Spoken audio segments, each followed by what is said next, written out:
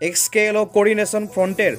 এটি শক্তিশালী কৰাৰ বাদে আজি চিৰাং জিলাৰ চাকাটি গাঁৱত চিৰাং জিলা এক্সকেএল কোঅৰ্ডিনেশন ফ্ৰন্টেৰ নয়া সমিতিখান গঠন কৰে আৰু এই নয়া সমিতিখানেৰ গড়েয়া শ্ৰীধৰ বৰ্মন আৰু মারেয়া রবীন বর্মনক লয়া 11জনীয়া সদস্যক নিয়া একটা শক্তিশালী এক্সকেএল কোঅর্ডিনেশন ফ্রন্টের নয়া সমিতি গঠন করা দেখা গেল। চিৰাং জিলা এক্সকেএল কোঅর্ডিনেশন ফ্রন্টের নয়া সমিতি গঠন করার বাদে উপস্থিত থাকিল এক্সকেএল কোঅর্ডিনেশন ফ্রন্টের কেন্দ্রীয় সমিতির গড়েয়া বিমল রায়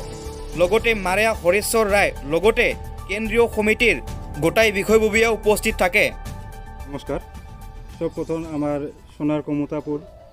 কমতাপুরের সাংবাদিক বন্ধু আমি ধন্যবাদ জানাইছোঁ। আৰু ইয়াৰ সৰ্বজন বিদিত যে ইতিহাস প্ৰসিদ্ধ কোচ ৰাজবংশী জনগোষ্ঠীৰ জনসাধাৰণ ইমান দিনে ৰাজনীতিক চক্ৰান্তত বিভিন্ন দিশত প্ৰাপ্য অধিকাৰৰ পৰা প্ৰতাৰিত হৈ আছে। সেয়া জনগোষ্ঠীৰ প্ৰাপ্য অধিকাৰ আদায় তথা বিভিন্ন দিশত উন্নয়নৰ লক্ষ্য আগত ৰাখি এক্সকেএল কোঅৰ্ডিনেশন ফ্ৰন্ট কেন্দ্ৰীয় সমিতিয়ে জিলা ভিত্তিত সাংগঠনিক শক্তি মজবুতৰ কাৰণে মনবোৰ এক বলিষ্ঠ পদক্ষেপ গ্ৰহণ কৰি গঠনমূলক অভিযান চলাইছোঁ। আনহাতে আজি 11-10-2020 তাৰিখত চিৰাং জিলাৰ চাকাটি ভাটিপাৰা শিৱ মন্দিৰ প্ৰাংগণত অনুষ্ঠিত হোৱা এক্সকেএলৰ সাধাৰণ সভাত এক্সকেএল কোঅৰ্ডিনেশন ফ্ৰন্টৰ কেন্দ্ৰীয় সমিতি আৰু কেন্দ্ৰীয় সমিতিৰ সভাপতি আৰু সম্পাদক শ্ৰী হৰেশ্বৰ বৰ্মনৰ মহোদয়ৰ নেতৃত্বত চিৰাং জিলা সমিতি সহযোগত সবসম্মতি ক্ৰমে চিৰাং জিলাৰ এক্সকেএল কোঅৰ্ডিনেশন ফ্ৰন্ট সমিতিখন গঠন কৰা হ'ল। চিৰাং জিলা এক্সকেএল কোঅৰ্ডিনেশন ফ্ৰন্ট সমিতিখনৰ দায়িত্বত থকা সদস্যসকলৰ এতিক্ৰমে সভাপতি শ্রীধর বর্মন, সাধারণ সম্পাদক রবীন বর্মন, প্রচার সম্পাদক ধন রায়,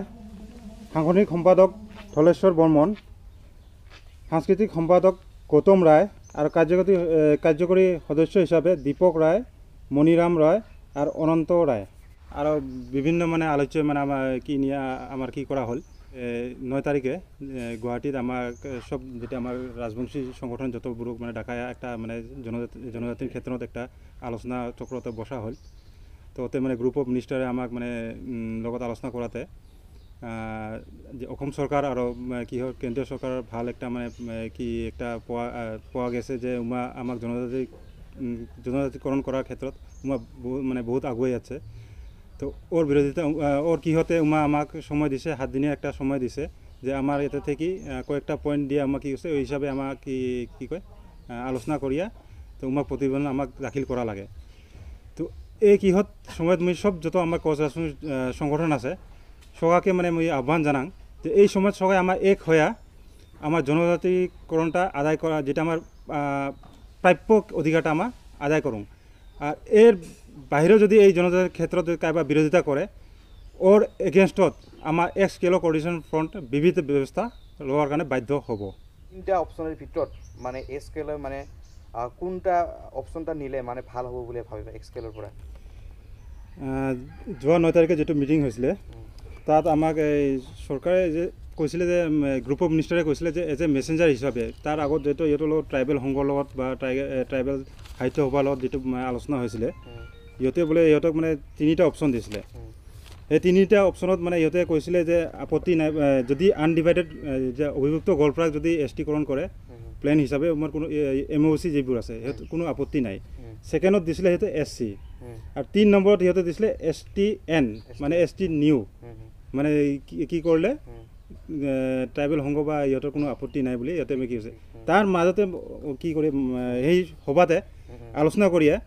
তো সবাই মানে কি আলোচনা করি ওতে আমার একটা মানে কি হচ্ছে যেটা ঠিকই আছে ইহঁতৰ কি নাই তা আমি অভিভুক্ত গোলফ্ৰাটো এসটি প্লেন হিসাবে কি কৰা অন্তৰ্ভুক্ত কৰিবাৰ কাৰণে আৰ বাকি যেটো মানে আপনাৰ অভিভুক্ত গোলফ্ৰা বাদ দিয়ে ইহঁতক এসটি নিউ করার কারণে এটা মানে আমিও মানে একটা প্রপোজাল মানে তাত কি করেছিল।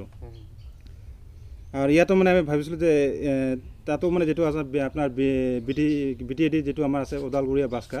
সেইটোৰ কাৰণে মানে ইহঁতকো ST প্লেনৰ কাৰণে আমি চৰকাৰক অনুৰোধ জনাম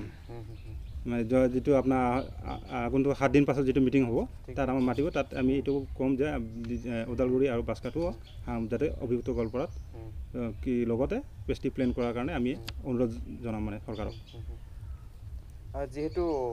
গোটাই অসমতে আচলতে দেখা যায় যে কোচ ৰাজবংশীৰ মানুহ আছে এই ক্ষেত্ৰত SKলৈ কিবা আৰু সুকীয়া কৰি দাবী কৰিব নেকি যে জনজাতিকৰণ গোটাই অসমতে লাগে বুলি কোচ ৰাজবংশীৰ কাৰণে যেহেতু আমাৰ গোটাই অসমতে কোচ ভাইবিলাক আছে তো আমাৰ দাবী মানে গোটাই অসমতে থাকিব যে আমাক জনজাতি টোটেল অসমতে লাগিব সমগ্ৰ অসমতে লাগিব তাৰ কাৰণে আমাৰ মানে চৰকাৰৰ ওচৰত দাবী আছে যাতে আমাক মানে যেহেতু আমি অভিভুক্ত হোৱাৰ বহুত পিছ পৰি আছোঁ সেইকাৰণে মানে সিহঁতৰ মানে ST প্লেন মানে কি কৰি প্লেন দিবৰ কাৰণে চৰকাৰৰ ওচৰত আমি প্ৰতিবেদন দিম আৰু মানে বাকী যিবোৰ আছে সিহঁতক মানে ST নিয়োগ দিবৰ কাৰণে আমি মানে